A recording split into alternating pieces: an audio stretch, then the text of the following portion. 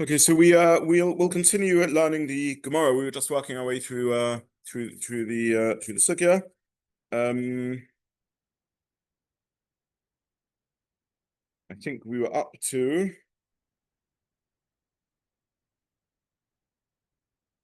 so we just spoke about melachot eitzim. We spoke about whether HaChoresh is mechuber karka, and we spoke about bizur the kara.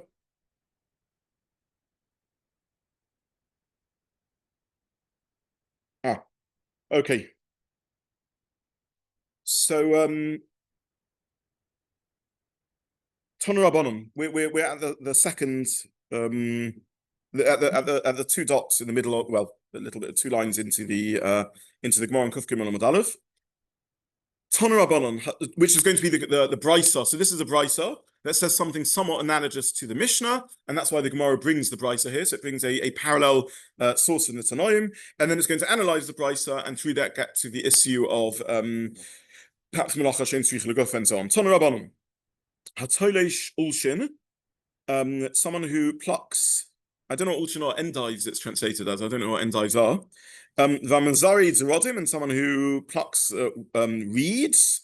Imla achila, if the purpose of so harvesting is for achila, then it's kugageres, because the melacha is koitza, and the shear of the melacha, which is our topic, shiurim, is a reasonable choshev amount of food, and then the shear is a gregaris, a fig. Im lebehema, if you're harvesting it as animal food, then kolopi agdi, the size of a goat mouthful. Im lehesek, then the minimum quantity of useful firewood is kedei levashal beitza kala. Im liyafes esakaka, if it's to beautify the ground, then kol shehein, any measure. And the simplest reading of this brisa is that this parallels the Mishnah, and in the same way as HaChoresh is kol shehu, and then the Mishnah carries on that melachot eitzim is lehesek and levashal beitza kala and so on. Similarly, im liyafes esakaka is HaChoresh because it's beautifying the ground, and therefore the shear is kol shehu. Is that a reasonable reading of the Gemara? I think that's how probably everyone read the Gemara. Yeah. Who says that that's the reading of the Gemara, that it's actually HaChoresh? So I hope I printed in the source sheet the Rambam. Yeah, the Rambam quotes our Mishnah like that. Let's have a look at the Rambam on page 1. HaChoresh ulshin v'mazari zerodim. Rashi, by the way, doesn't say it's HaChoresh, as far as I remember. Rashi never spells this out. That im liyafes esakaka.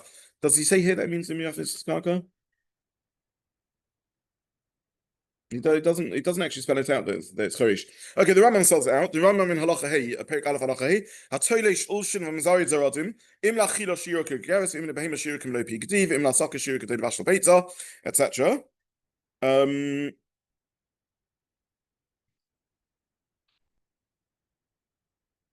minute. Where's the Rambam?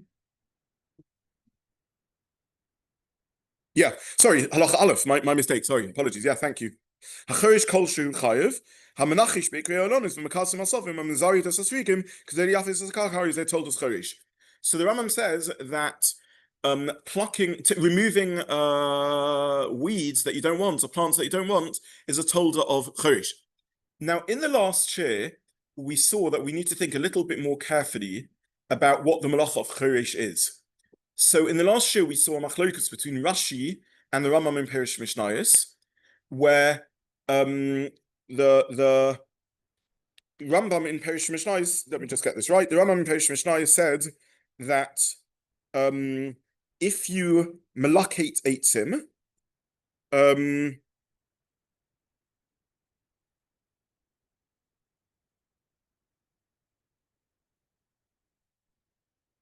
sorry, we saw if something is not mechuber karka, right? If you remove wood from, you have scattered stones or scattered wood on the ground, is this the melachah of choresh or not? So we took this to the absurd conclusions. If you remove a chair off the ground, is that melachas choresh or not? Choresh has to be. Rashi learns that choresh is you are affecting change you're affecting change in the ground. What happens if you just have things sitting on top of the ground? So the Rambam argued that's not the melacha of choresh. We saw menachish. So Rashi says todesh asovim roim.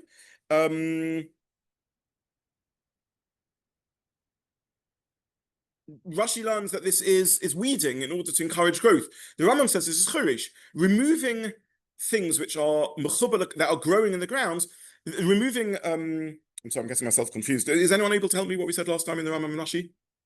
Yeah, the Rambam said that things, even which were on top, did not need to be chaburah. Oh, sorry. Yes, thank you. Just removing it is that in itself, it's an improved grounds that is. Yes, thank you. The Rambam learned that even things which are not mechubar lekaka, removing them from the ground is called melachas choresh, and Israel and Rashi said no. If it's sitting on top of the ground, that's not improving the ground. That's not melachas choresh. Okay, here we come to another machlokas around this very point. Removing things growing from the ground. So they are mechubar lekaka, they're growing from the ground.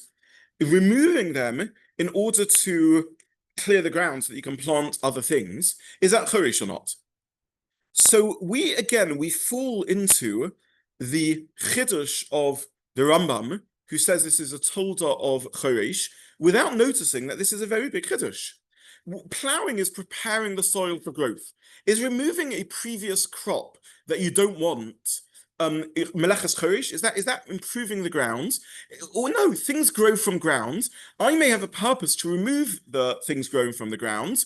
Why am I removing them? Because I want something else to be planted in the ground. But what's the melacha that's going on over here? So I simply want to point out that twice we have fallen into an unthinking acceptance of a definition without thinking about it with too much care. The Rambam said that when you remove melachot eitzim, when you remove bits of wood which are growing around which are placed on the ground, that's the melachah of choresh. Not obvious at all. Removing something from the ground is choresh. Choresh is improving the soil, improving the ground, perhaps so that rain can get better in, so that seeds can be more firmly planted. Removing something sitting on top of the ground, who says that's choresh? Now we have a nut stage 2. Even something that is mechubar lekaka, that's growing from the ground, is weeding choresh? Surely weeding is harvesting. Which melacha is it if I remove a plant from the ground? Which melacha am I doing? So without noticing it, we assume this is choresh, because why? It's the yafo sesa karka. Improving ground must be choresh. Is that obvious that it's choresh? There's something growing in the ground. It's harvesting. Why am I harvesting? I have a number of motives to harvest. Sometimes I pluck growing things because I want the product. Sometimes I pluck and pick growing things because I don't want it. But who says that this is yipoi karka? Who says this is melachas choresh? Again, not obvious at all. So all I would point out is that I printed on the source sheets the Rambam. The Rambam indeed says it's a tolda of choresh, but the Ramban, which I hope I printed, yes, I put the Meiri in source 9. We don't need to look at it inside. It also says it's a tolda of choresh. The Ramban in source 10 says that this is not choresh. This is kotza. I'm doing the melachah of kotza. I'm harvesting something. Why am I harvesting it? Because I want the ground to be good. That doesn't define the melacha. That defines the shiur of the melacha. So the Ramban reads our Gemara that you harvest for a number of reasons. If you're harvesting because you want human food, the shiur is a gergeres. If you're harvesting because you want animal food, the shiur is pi gati. If you're harvesting because you want firewood, the shiur is boiling an egg. And if you're harvesting because you want to clear the ground, then the shiur is a kol shehu. But in every case, we're talking about melacha of kotza, or a tolda of kotza at least, not the melacha of choresh. Let's have a quick look at the Ramban inside in source 10. Nearly. There's no melacha called yipoi soda. There's a melacha called choresh. There's no melacha called beautifying fields. I don't like my field having weeds. I go out to my back garden and there's dandelions growing in my beautiful smooth grass. So I pick the dandelions. Which melacha have I done? Choresh? Because I want the lawn to look nice? Of course not. I've done kotza. That's the melacha of kotza. Why am I doing kotza? Sometimes I do kotza because I want the product. Sometimes I do the kotza because I want to remove the project. So there's no melacha called yipoi karka, lawn, what's it called when specialist gardeners who landscaping. That's not a melacha. So there's nearly yipoi soda ain't a melacha. Al Talisha Sasavim, Yamalacha. The Malacha is the Talisha. Hamachayvasa, that's Machayv, Mishum Tolesh Masfinabay.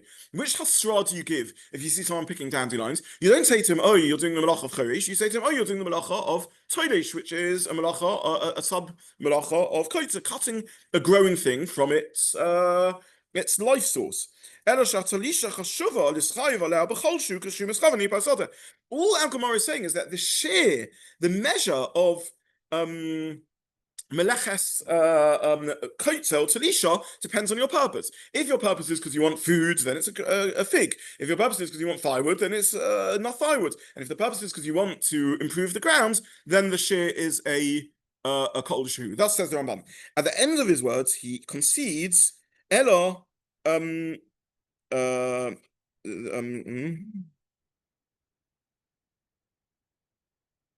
in the Tosefta, which is a brisa,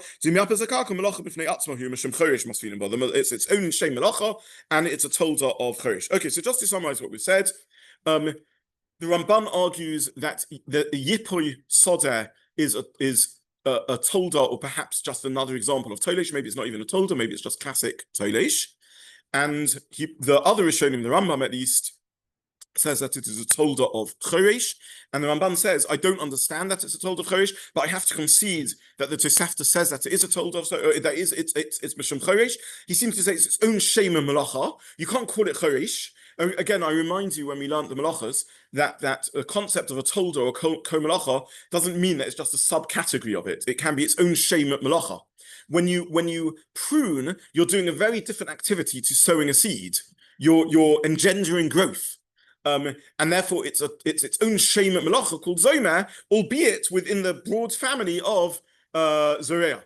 When you're miyapes sodeh by being tolesh weeds, you are doing a shema melacha called yipoi sodeh, which is a tolda or perhaps a ko-melacha with choresh. Thus says the Tosefta. So Ramban says I have to concede that the Tosefta says not like me. Nonetheless, misvara, I don't think this should be included in choresh. Very interesting that the Ramban Rishon doesn't completely surrender to the Tosefta. He finds it such a remarkable chiddush. He says, okay, so Tosefta, I don't know why that the Talmud Bavli goes like this. I'm not going to go with this. Okay, so just to summarize, in last year, we need to think carefully around each melacha. In last year, we were forced to realize that we were being a bit superficial around choresh. We let ourselves fall into the argument of the Rambam there that says that removing twigs and wood from the ground is the melacha of choresh. And we push that to the extremes. Would the Rambam say that removing a sukkah is choresh, removing a chair off a field is choresh? Is any clearing of ground choresh? Not at all obvious. Maybe it needs to be improving the ground itself.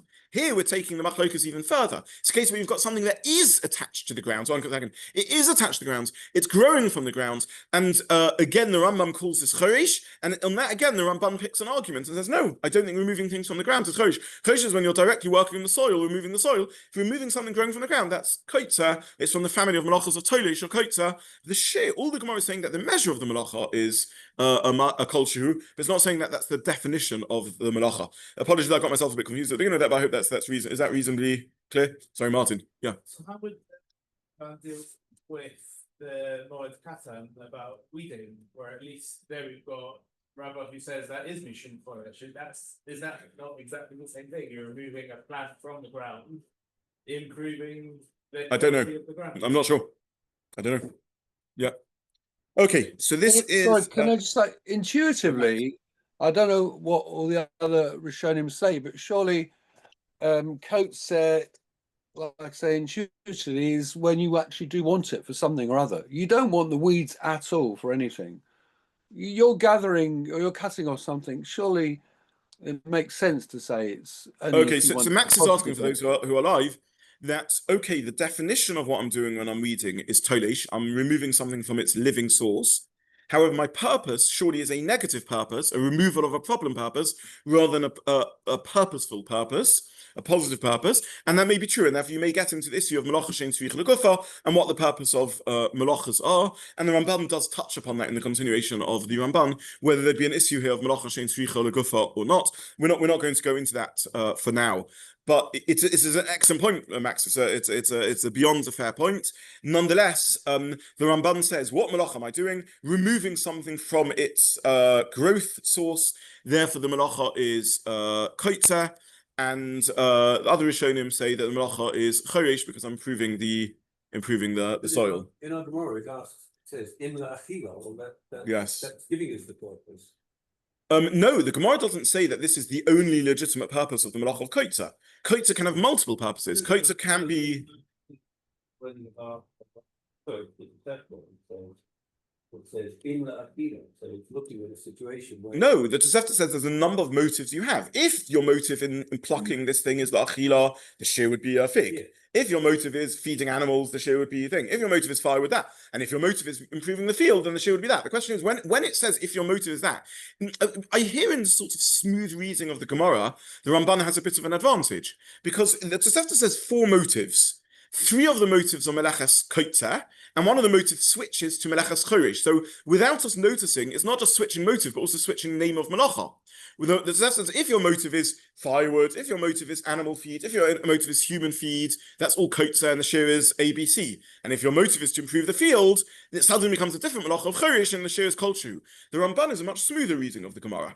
All 4 are koitza, and you have 4 motives for koitza. The final motive for why you would harvest things is in order to clear the ground. That's not choresh, that's koitza, and the malacha is koitza, and all the Gemara is talking about is motives which affect shiur. Yeah. So again, so Rashi implicitly, and it's also not explicitly, Yeah. but Rashi Yes. implies that it's not your motive that differs here, it's the quality of the produce that differs. So Okay, we will come to that later. But Yeah. then the Ramban must think that's not the case, and it's only your motive. I don't know, not sure. We'll Otherwise, you'd always have done the kosher who to be again.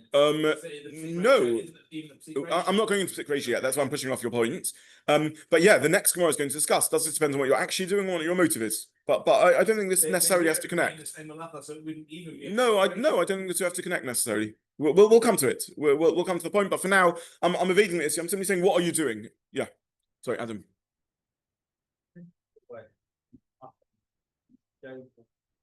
Clearly, you want space. If it's things you don't want, it's not necessarily in code said the code things you don't want. You don't necessarily have to say that would be kosher. It could be things you don't want because that's going to, what you're saying, that's going to encourage growth. Actually, would be under the word of Zoreah. It's not Zoreah here because there isn't yet anything else planted in the ground. So when you are pruning or weeding when there are growing crops, then through weeding or pruning, you're improving the growth of something currently growing, and therefore that can be Zoreah. Over here, there is nothing else growing. I'm simply clearing the ground for future planting, and therefore Zoreah wouldn't be applicable. And therefore the candidates are Pashtus Choresh, which is the simplest reading of the, I don't know if it's simplest, but it's certainly what all of us assumed when we read the Gemara. And indeed, that it's implicit probably in Rashi and Tosfos and the like. However, the Ramban takes a different stance. The Ramban says it's not Zoreah, this is Choresh. It will in the future encourage other things to grow because it's now sowing, but at the moment there's nothing else growing that's encouraging, correct? Yeah, that's why Tolish Ulshin is not Zoreah. Yeah. Yeah. Okay. Let me actually revert to Martin's point. I'll maybe I should address it a little bit, even though I sort of didn't quite want to go into it too much yet. The Gemara that hopefully everyone has already seen asks a question in the next line. At the moment we've just read the Brisa, but the Gemara does ask that surely, irrespective of your intentions, when you pick Ulshin, you are also improving the field. And therefore the shear should always be kolshu, or the melacha should always be kolshu. And the Gemara's answer in our reading of the Gemara gets us into what Tosfos mentions, which is the sugya of Dover Shein Miskavein, and to what degree unintended side consequences matter or don't matter. So basically, we read the next few lines of the Gemara as a sugya, very important sugya, a whole shas sugya, about intentionality. To what degree do side consequences that are or are not your intention matter? So the question of the Gemara is, irrespective of intention, the fact is you are improving the field. And the answer to the Gemara is maybe intentions matter in certain circumstances, and maybe we're talking about a case where you don't care about the outcome because it's your neighbor's field or the like. Now, according to the Ramban, this whole Gemara reads is different.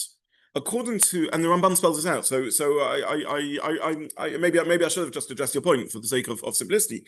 The Ramban says that since we're talking here about shiurim rather than the name of the melacha, in the world of shiurim, certain intentionality does count because it gives the chashivas of the measure that you're doing. Now, why in the world of shiurim intentionality counts is not entirely clear. But the Gemara is never bothered. Why doesn't the Gemara ask the following question? Who cares whether I am picking the field, the food for firewood or for animal feed?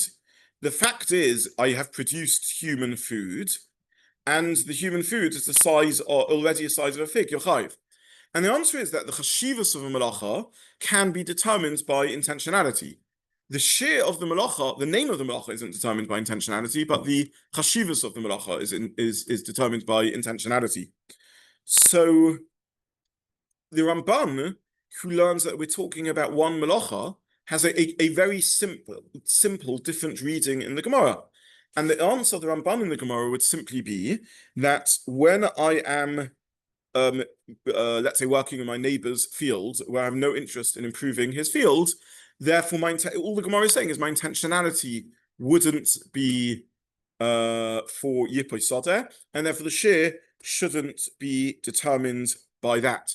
So the Ramban indeed would have a very different reading in the continuation of the Gemara, but we'll get to that later. Okay, so just to summarize what we've said so far, our Gemara, in the way we read the Gemara and the other Rishonim other than Ramban seem to read the Gemara says three intentions which are one melacha, the melacha of chaburah, and one intention which defines this as a different melacha, the melacha of HaChoresh. And the Gemara then goes on to ask intention or no intention. Surely the fact is you're doing the melacha of HaChoresh, and that's where the sukkah takes off. According to the Ramban, all four intentions are simply intentions in the melacha of chaburah, and the continuation of the Gemara is simply a Gemara about intentionality, but the Ramban acknowledges that the Tosafta is not like him, and there's other issues with the Ramban to do with the melachot and Tzricha and so on, all beyond the scope of our discussion. That's the summary. Is this reasonably clear? I messed up a little bit as I got myself confused around HaChoresh, but is this clear for everyone? Yeah, Carrie.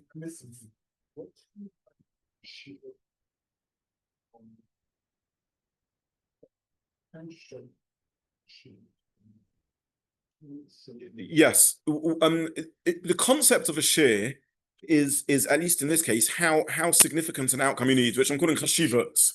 Yes, yeah. In the world of shiurim, the measure of the size is really a measure of chashivot, of how significant the act has to cross a certain threshold of some significant creative outcome in the world, and the creativity of your melacha depends on your intentionality.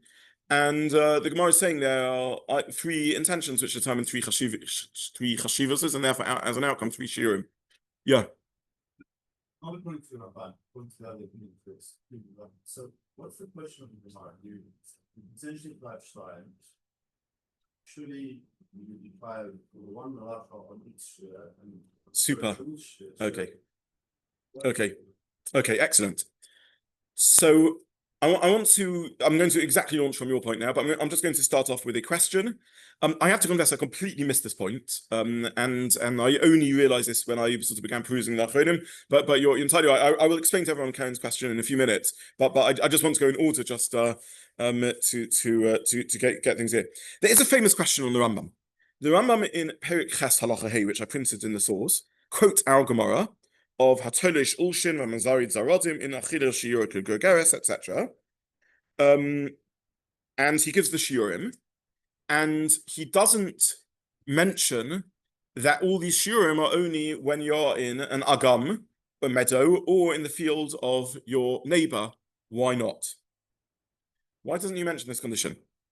And the answer is that actually the Gemara is profoundly problematic. Because the Gemara says, surely you are already chayev for a kol shehu. Because irrespective of your intention, the fact is you did improve the soil. And the answer to the question is enochnami. But we've had this many times, that one action can be many melachas, and as you cross each threshold, you cross that share of the melacha. So it's still legitimate to point out that if your intention is for firewood, the share would be hasaka, and if your intention is for human food, the share would be a gregaris, because you need to know at which point you cross the threshold for an additional melacha. We've seen this example many times. For example, if you're pruning and you need the wood, so you're doing two melachas. You're doing the melacha of zoreya, which is zoma and notea, you're encouraging growth, that's pruning, and you're doing the melacha of kota, and you'll be doing melachas at once. So here you have a person who is removing ulshim from the field. What's the Gemara's problem? As soon as he removes a marshahu, he has been over HaChoresh, and when he gets up to gregaris, then he has been over kota, or when he gets up to kadei hasaka, he's been over kota. There's nothing illegitimate in spelling out that there's different melachos have different shiurim. What's the problem with the Gemara? What's the Gemara's question? Oh, you're always over yipukaka. Enochanami, you're always over yipukaka, but it would depend how much you do when you cross the threshold. More than that, we can even invent scenarios in which you would only be chayiv for one and not the other. And the scenario would be where you were given hasra for one melacha, not the other melacha. Again, we haven't really ever in this chaburah learned the halacha of hasra, but melachos Shabbos to be chayiv, you need hasra, and certainly chayiv misa you need hasra.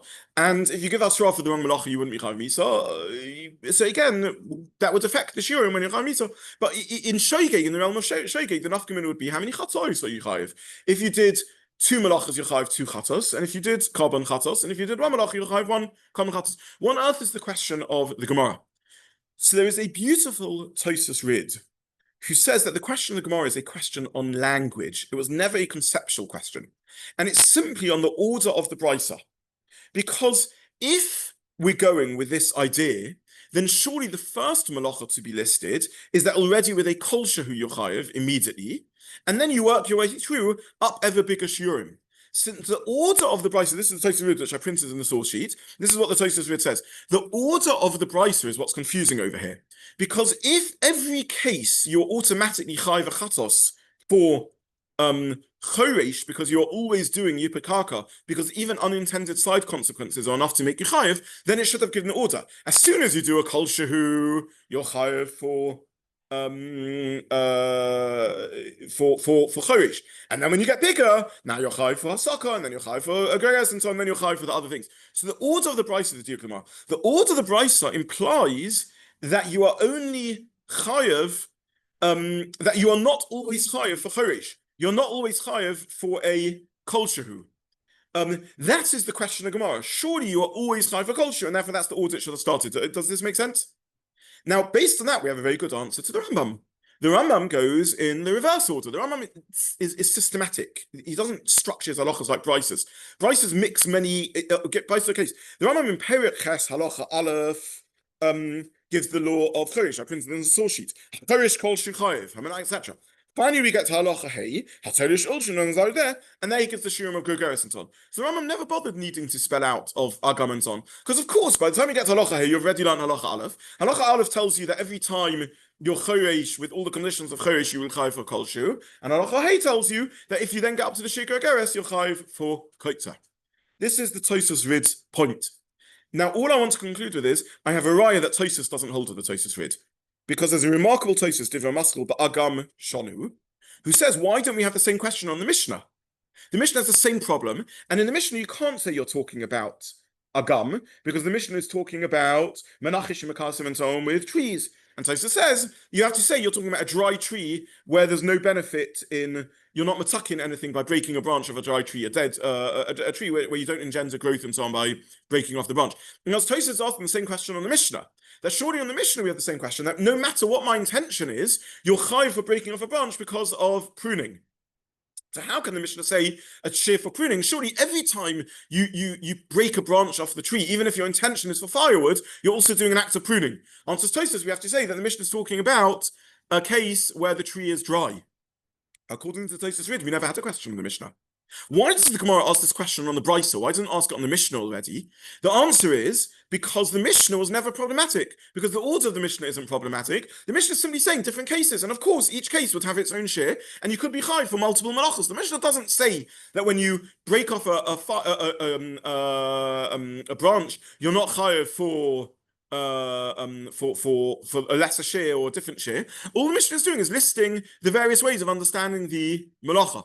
So on the Mishnah, there was never a question. The Gemara is asking in the Brisa, and it's a subtle textual question on the language of the Brisa, which is the order of the Brisa implies you can have a case where you're not chayiv for a kol shu, and surely every case you're chayiv for kol shu. All I've said to you is a Tosfos Rid. This is exactly what the Tosfos Rid says. Tosfos Rid says, I'm sort of misquoting him, but Tosfos Rid says that I'm not bothered by the same question as Tosfos. The Mishnah was never difficult. The Gemara is a Gemara and a Brisa. I just want to conclude, I find this very beautiful because the Rambam didn't have to mention Agam and so on because the Rambam is saying a different point. It answers something I completely missed in the Gemara, which is why is the Gemara asking a kasha on a Brisa? It should ask a kasha on a Mishnah. Tosfos indeed has that question. Tosfos says that the Mishnah is also shver, and the Mishnah has to give a different answer. It's a bit of shver Gemara. The Amoraim are debating how to learn a Brisa and give an answer to a scenario in the Brisa when the same question is on the Mishnah, and you have to give a different scenario to the Mishnah. And the Mishnah, the Gemara never spells it out. The Tosfos Rid trumps that. He avoids all of that. He says it was never a question on the halacha of the Brisa. It was simply a question on the language of the Brisa. It was never a question on the Mishnah. And the argument goes that the Rambam is going like that also. And really, there's a deeper question here which I missed also, which was Karen's question, which is what on earth was the Gemara ever asking? What's the problem with different things having different shiurim? The nafgun bin, how many chatos I have to bring, or what you have to give hasra for? Thus says the Tosfos. I'm sorry that we went a couple of minutes over time. But I think it was a very nice conclusion. Next week in Mitzvah Hashem, Tuesday in Mitzvah Hashem, we will learn the Aruch and we'll get to the heavy lifting. We finished, from my point of view, the pshat I wanted to do in the Gemara, and now we'll have to get to the concepts of the Gemara, which we've kind of been ducking until now. Wish everyone a good day. Thank you very, very much.